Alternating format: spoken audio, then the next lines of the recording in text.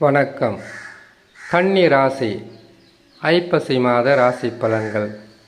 கன்னி ராசிக்காரர்களுக்கு ஐப்பசி மாதத்தில் கிரகங்கள் தரக்கூடிய பலன்களாகப்பட்டது தொழில் மாற்றங்களால் முன்னேற்றங்களும் அதிகப்படியான நற்பலன்களும் கிடைக்கும். காரணம், கிரகங்கள் அமர்ந்த இடத்திற்கு தக்கவாறு பலன்களை கொடுக்க வேண்டியது அவர்களுடைய கடமை. அந்த வகையில் கிரகங்கள் தரக்கூடிய பலன்களை பற்றி அறிந்து கொள்வதற்கு முன்னாக சந்திராஷ்டம தினங்கள் அறிந்து கொள்வது மிகவும் அவசியமாக இருக்கும். சந்திரன் 8ஆம் இடத்தில் சஞ்சாரம் செய்யக்கூடிய நாட்கள் என்பது மிக கவனமாக நாம் இருக்க வேண்டிய நாட்களாக இருக்கும்.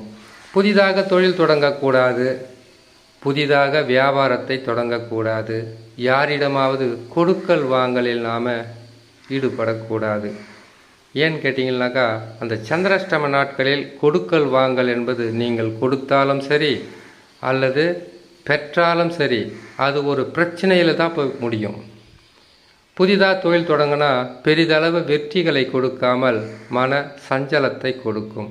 கவனமாக செய்ய வேண்டும். சந்திராஷ்டம தினங்கள் என்பது வருகின்ற 13ஆம் தேதி 11ஆம் மாதம் 2024 ஐப்பசி மாதம் 27ஆம் தேதி புதன்கிழமை இரவு 1:36 மேச ராசியில் சந்திர பகவான் சஞ்சாரம் செய்யும்போது சந்திராஷ்டம தினங்கள் ஆரம்பமாகும். இந்த சந்திராஷ்டம தினங்களை மிக கவனமாக கையாண்டால் பாதகம் இருக்காது, கஷ்டங்கள் இருக்காது, நஷ்டங்கள் இருக்காது.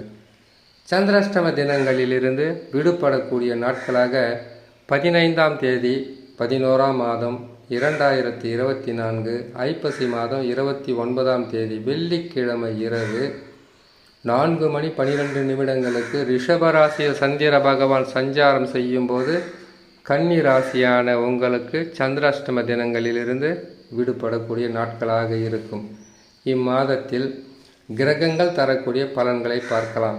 ஜென்ம ராசி, அதாவது கன்னி ராசியிலே கேது பகவான் இதனால் வரையில் இருந்து பல வகையில் உங்களுக்கு குழப்பங்களை தந்து வந்த இந்த கேது பகவானை குரு பகவான் பார்வை பெற்றதால் உங்களுடைய இயல்பான வாழ்க்கையில் பாதகம் இல்லாமல் சாதக பலன்களை கொடுத்து கொண்டே இருப்பார். உங்கள் ராசிக்கு 2ஆம் ராசியில் சூரியன் புதன் இருவரும் இணைந்து அமர்வதால் விரய பலன்களை தர வேண்டிய சூரிய பகவான் நீசம் பெற்று அமர்ந்திருப்பதால் தொழில் மாற்றங்கள் இருக்கும். அதனால் முன்னேற்றங்களும் இருக்கும். பேசும் வார்த்தையால் செய்யும் தொழிலால் லாபங்கள் அதிகரிக்கும்.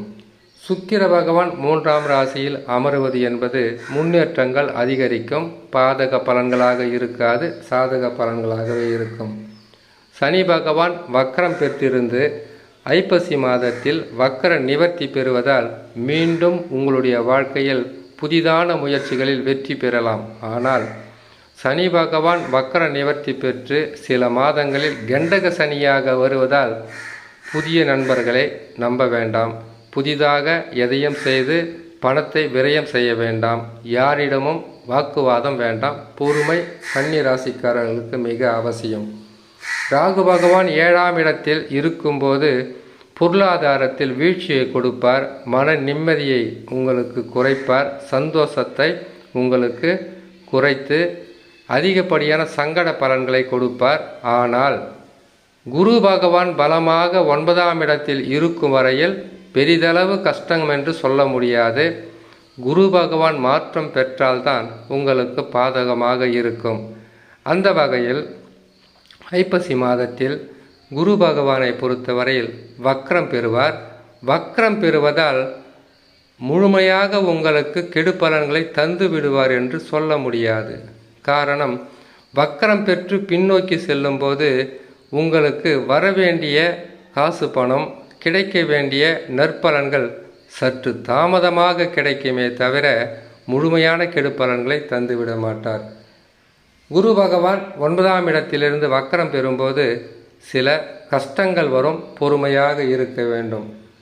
செவ்வாய் பகவானை பொறுத்தவரையில் இதுநாள் வரையில் 10ஆம் இடத்தில் மிதுன ராசியில் இருந்தார். இம்மாதத்தில் பயிற்சி பெற்று 11ஆம் ராசியில் அமர்ந்து வக்ரம் பெறுவது நற்பலன்கள் அதிகரிக்கும். நீசம் பெற்று வக்ரம் பெறக்கூடிய செவ்வாய் பகவான் 11ஆம் ராசியில் இருந்து வக்ரம் பெறுவதினால் எதிர்பாராத தனலாபங்களும் முயற்சிகளில் வெற்றியும் மன நிறைவும் சந்தோஷம் என்பது கட்டாயமாக இருக்கும்.